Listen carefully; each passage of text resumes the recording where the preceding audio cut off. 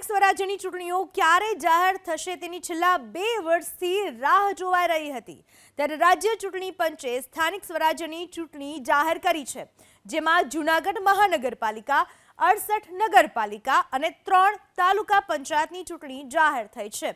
આ ઉપરાંત ખાલી પડેલી જુદી જુદી નગરપાલિકાની 21 બેઠકો અને જિલ્લા પંચાયતની 9 બેઠકો અને તાલુકા પંચાયતની 91 બેઠકોની પેટા ચૂંટણી યોજાશે। આ ચૂંટણીમાં ઉમેદવારી પત્ર ભરવાની છેલ્લી તારીખ 1 ફેબ્રુઆરી અને મતદાન 16મી ફેબ્રુઆરીના રોજ સવારે 7 વાગ્યાથી સાંજે 6 વાગ્યા સુધી યોજાશે।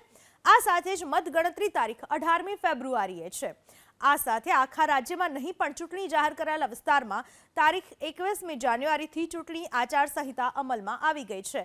27% ઓબીસી અનામતના અમલ સાથે યોજાનારી ચૂંટણીમાં જૂનાગઢ મહાનગરપાલિકાના 15 વોર્ડ અને અમદાવાદ, સુરત અને ભાવનગર મહાનગરપાલિકાના 1 વોર્ડની પેટા ચૂંટણી યોજાશે।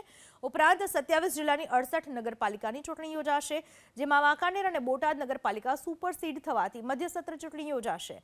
બાકીની 66 નગરપાલિકામાં સામાન્ય ચૂંટણી યોજાશે। હજુ બોરસદ અને વાંકાનેર નગરપાલિકામાં ઓબીસી અનામત નક્કી કરવાની બાકી હોવાથી તેની ચૂંટણી જાહેર નથી કરાઈ।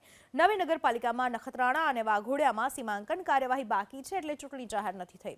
જ્યારે ટંકારા નગરપાલિકામાં હજુ એક ગામ ઉમેરવું કે બાકાત રાખવું એ મુદ્દે વિવાદ હોવાથી તેની ચૂંટણી જાહેર થઈ શકી નથી।